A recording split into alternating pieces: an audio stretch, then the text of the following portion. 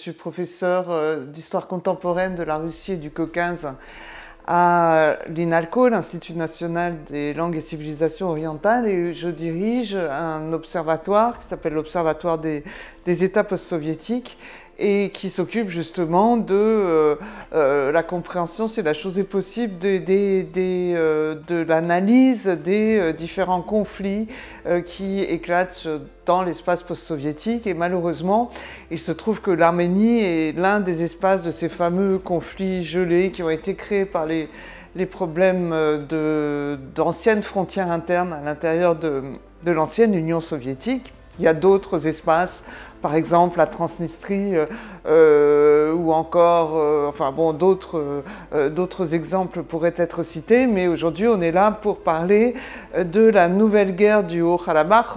La nouvelle guerre, c'est celle qui a éclaté le 27 septembre, le 27 septembre dernier, et qui s'est achevée le 9 novembre par la signature d'un cessez-le-feu tripartite entre les présidents de la Fédération de Russie, le président de la République d'Arménie et le président de la République d'Azerbaïdjan.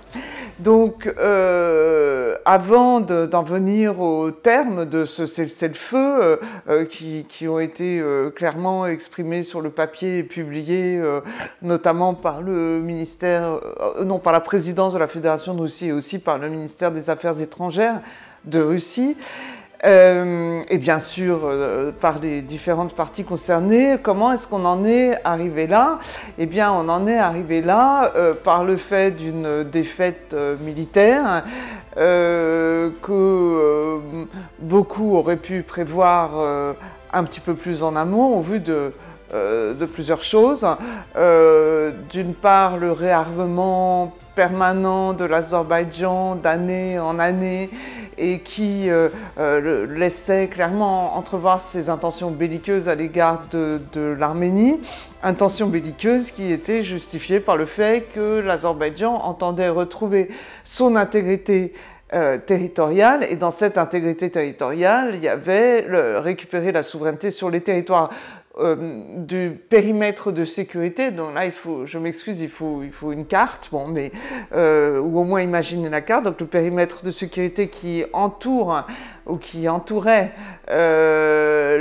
l'enclave du Haut-Karabakh depuis l'ancien cessez-le-feu de 1994, qui avait scellé la victoire, entre guillemets, de l'Arménie, et qui entend, alors ça justement c'est ce qui est en suspens, retrouver aussi une certaine autorité sur l'entité du Haut-Karabakh dont on ne sait pas du tout ce qu'elle va devenir dans la situation actuelle. Donc cette guerre était en fait, selon beaucoup d'observateurs, absolument prévisible. Elle l'était depuis encore plus quelques années parce que les escarmouches se multipliaient. Alors certes régulièrement, on s'était habitué à ces escarmouches, mais elles ne dégénéraient jamais véritablement. Mais enfin, il y avait eu quand même la guerre de 4 jours en 2016. À l'époque, c'était Serge Sarkissian qui gouvernait l'Arménie.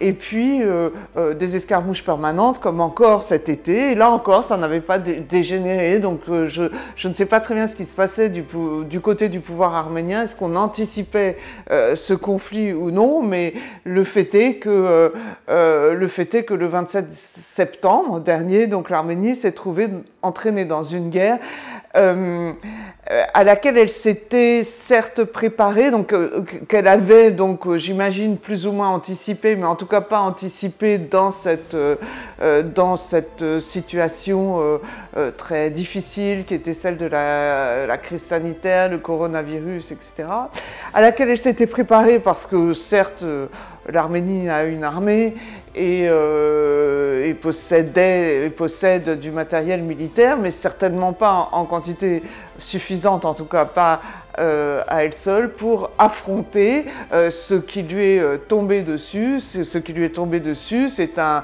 véritable blitzkrieg, une guerre éclair qui certes ne s'est pas faite en 3 jours, mais en 6 semaines.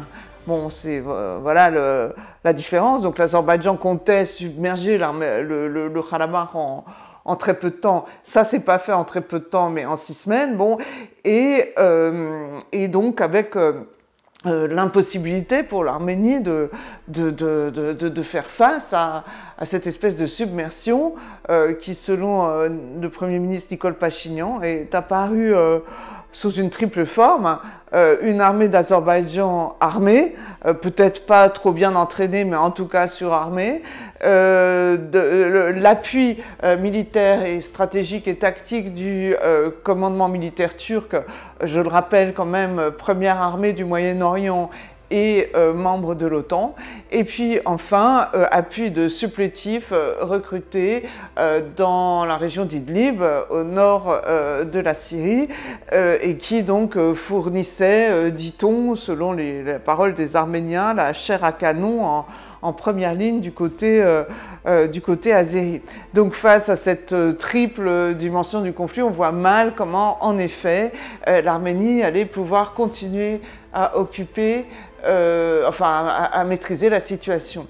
Donc qu'est-ce qui s'est passé dans ces 6 semaines? Au début, le front a tenu. Ce front, c'est la fameuse ligne Ohanian, c'est-à-dire tout un système de lignes Maginot qui a été construit pendant 30 ans le long de la ligne de contact entre le Karabakh et l'Azerbaïdjan.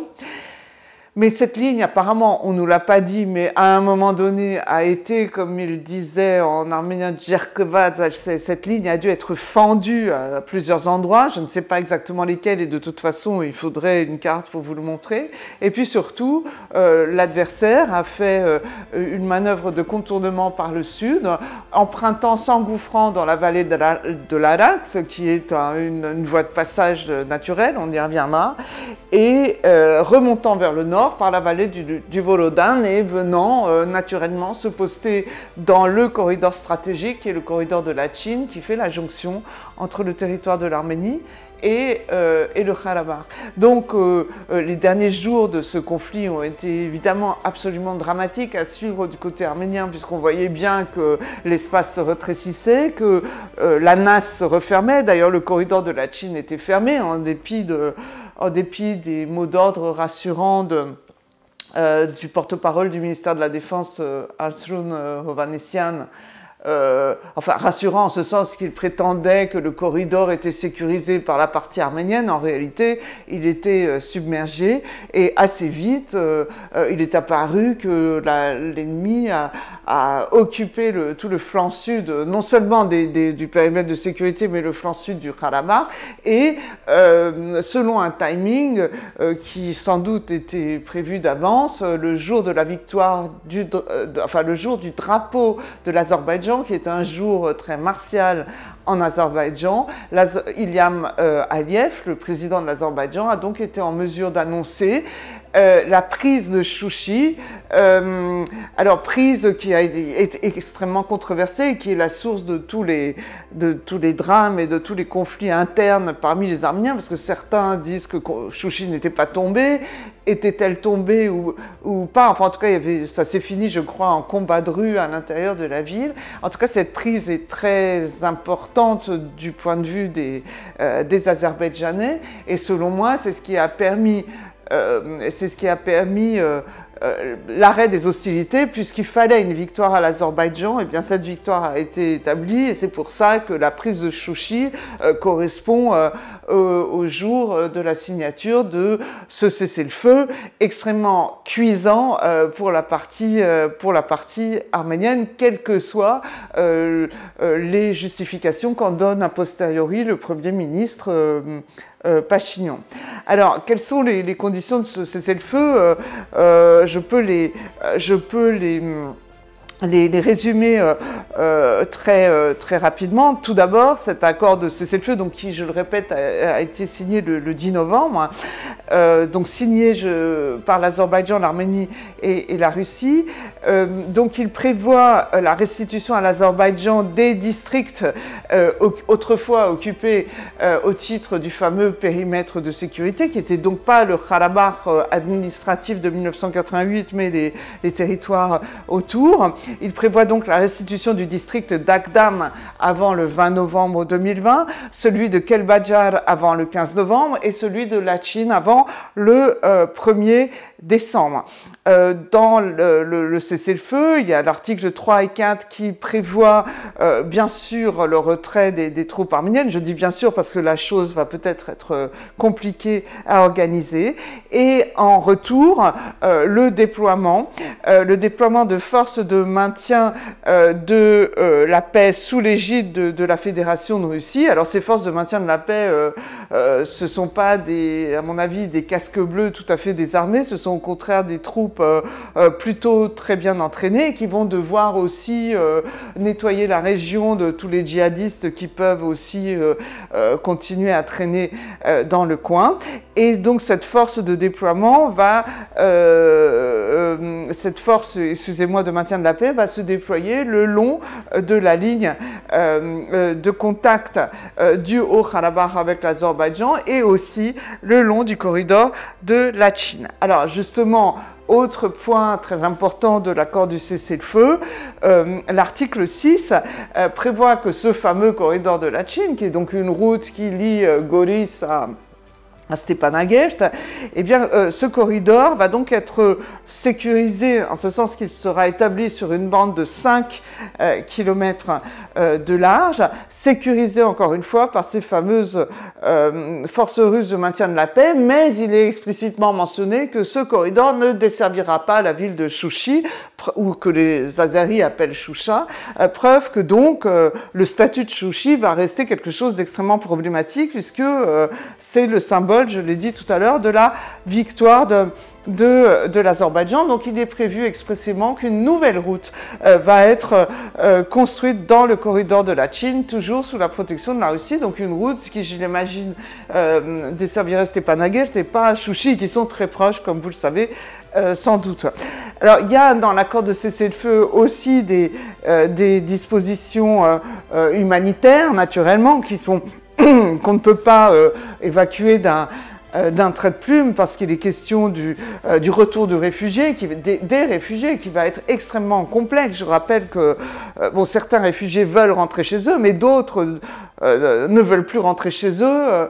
Certains, me paraît-il, brûlent leur maison dans les villages, etc. Bon, donc il y a des questions extrêmement complexes qui sont prises en charge par le Comité international de la Croix-Rouge, qui s'occupe également de la question des échanges de prisonniers et de la restitution des cadavres. De sources personnelles, je sais que, en tout cas jusqu'à hier soir, l'Arménie est aux abonnés absents lorsque le Comité international de la Croix-Rouge la sollicite sur les questions que je viens de mentionner, en particulier échange de prisonniers, restitution des corps. La Croix-Rouge téléphone, il n'y a personne ne répond. Donc ça, c'est vraiment quelque chose d'extrêmement inquiétant sur l'état d'esprit général en Arménie aujourd'hui. Et puis enfin, outre ces dispositions qui sont là inscrites de façon générale dans les termes du cessez-le-feu, mais que je ne peux pas préciser parce que moi je ne suis pas sur le terrain, il y a enfin l'article 9 qui est évidemment le plus important. C'est toujours un peu comme ça dans les textes diplomatiques et dans les accords de cessez-le-feu, puisque cet article 9, en fait, contient les termes exacts de l'accord. Il prévoit le déblocage des moyens de communication et de transport de la région donc caucasienne, entre la partie ouest de l'Azerbaïdjan et le Nakhitchevan, et ce qu'on appelle l'exclave du Nakhitchevan, afin, je cite, d'établir le mouvement non entravé des personnes, des véhicules et du fret dans les deux directions, et ceci sous la surveillance des gardes frontières de la Fédération de Russie. Donc il est prévu d'établir justement le long de cette vallée de l'Arak cette fameuse jonction que l'Azerbaïdjan désire avoir entre les deux parties séparées de son territoire. Et donc on comprend que cette jonction par le Nakhitchevan, il est explicitement mentionné qu'il y aura la construction de nouvelles infrastructures pour cela. Donc ça va faire une sorte de corridor alors je ne sais pas s'il y aura un chemin de fer, mais enfin en tout cas un corridor routier qui reste à imaginer, qui va permettre d'échanger les personnes, les camions, le fret, etc. Et on comprend que cet article 9 est donc la condition du corridor de la Chine, enfin du maintien d'un corridor de la Chine sécurisé entre le territoire du Karabakh et l'Arménie. Alors donc tout ça, c'est évidemment, enfin quand on voit la cartographie, encore une fois, du cessez-le-feu, je répète bien, c'est évidemment extrêmement douloureux pour la partie arménienne parce qu'on voit que toute la partie sud du Karabakh et du périmètre de sécurité est entièrement occupée. Et donc en fait, pour aller vite, toute la question maintenant est de savoir si cet accord de cessez-le-feu qui reflète peu ou prou l'état des forces sur le terrain, si cet accord de cessez-le-feu sera, comment dire, est la fin de l'histoire, ou au contraire le début d'une nouvelle négociation sur le Karabakh, sachant que, en théorie du moins, il ne s'agit pas de l'accord diplomatique. Et donc, puisque vous m'interrogiez tout à l'heure, en off ou à l'antenne, je ne sais plus, sur le fait de qu'est-ce que doit faire l'Arménie, eh bien, qu'est-ce que doit faire l'Arménie? Selon moi, il est urgent d'abord qu'elle trouve un dirigeant à la hauteur de la situation. Quelles que soient les qualités ou les défauts de M. Pachinian, il ne me paraît pas, malgré sa popularité durable, paraît-il, en mesure d'opérer les opérations complexes qui vont se dérouler sur le plan diplomatique. Donc l'Arménie doit trouver un dirigeant politique suffisamment malin pour s'accommoder de cette espèce de tutelle informelle qui va retomber sur l'Arménie de la part de la Russie, mais s'en accommoder de façon suffisamment subtile pour éventuellement espérer renégocier les termes de l'accord du cessez-le-feu et obtenir éventuellement l'union du territoire du Karabakh à l'Arménie, mais d'un Karabakh qui, à mon avis, dans le meilleur des cas, ne pourra jamais dépasser les limites de l'ancien district autonome de l'époque soviétique. Et ça, dans le meilleur des cas. Donc on comprend évidemment que la situation dans laquelle nous sommes c'est une double gifle extrêmement difficile à avaler pour le pouvoir. Alors hier, Nicole Pachinian a fait une grande... il n'a pas arrêté de faire des déclarations, mais dans la dernière version, il se justifie de son attitude en expliquant qu'en fait, il a sauvé de la nasse 20 000 soldats qui étaient pris à l'intérieur de l'entité. Alors certes, oui, il les a sauvés et donc c'est ainsi qu'il justifie la signature du cessez-le-feu. Mais en réalité, un dirigeant plus raisonnable aussi aurait pu dès le départ comprendre qu'on n'était absolument pas en état d'affronter une telle coalition et arrêter la guerre au bout de 2 jours au lieu de la faire durer 6 semaines au prix d'un nombre inconnu à ce jour de soldats, un nombre inconnu de morts, de jeunes soldats et de jeunes conscrits qui, au vu de l'accord de cessez-le-feu, se sont sacrifiés. Ilham Aliyev l'a dit lui-même, ils ont un problème de démographie. L'Arménie, en général, a un problème de démographie, et le Karabakh aussi. Je veux dire, le chiffre qu'on mentionne tout le temps d'une entité peuplée à 140 000, pas 150 000 Arméniens, on sait bien que ce chiffre était quand même un petit peu surévalué. Le Karabakh était bien peuplé d'Arméniens, mais enfin, le Karabakh n'a pas été suffisamment prospère ou suffisamment, en tout cas pas capable de retenir cette population, et donc il y a eu un vaste mouvement migratoire, puisque économiquement, le Karabakh était une colonie de l'Arménie qui n'était pas, comme vous le savez, elle-même sans problème socio-économique. Donc je ne sais pas ce qu'il en adviendra. Il y a bien sûr des Karabakhis qui sont déterminés à rentrer chez eux parce que ils sont attachés à leur maison, à leur village, etc. Mais d'autres ne reviendront peut-être pas. J'entends des bruits absolument absolument contradictoire en fait entre ceux qui veulent rentrer, ceux qui disent qu'ils ne rentreront jamais. Et s'ils ne rentrent jamais, alors à ce moment-là, le Karabakh est perdu tout simplement. Enfin, je ne sais pas très bien.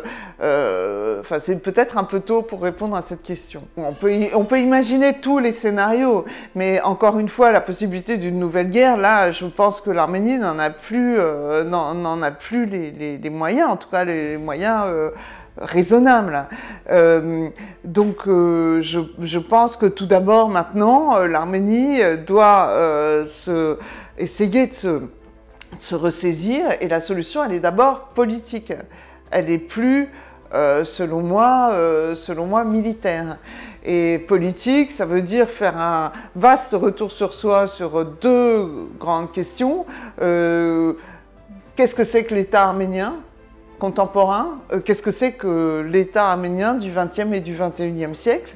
Est-ce qu'on veut faire fonctionner cet État et est-ce qu'on est capable de faire fonctionner une raison d'État et pas perpétuellement faire jouer la fibre sentimentale comme M. Pachinian le fait assez régulièrement en s'adressant au peuple en termes extrêmement tragiques, sentimentaux et larmoyants, mais qui ne mènent strictement nulle part. Donc s'il y a une raison d'État, alors il faut la poser. Cette raison d'État impose peut-être des révisions déchirantes à l'égard de la question du Karabakh.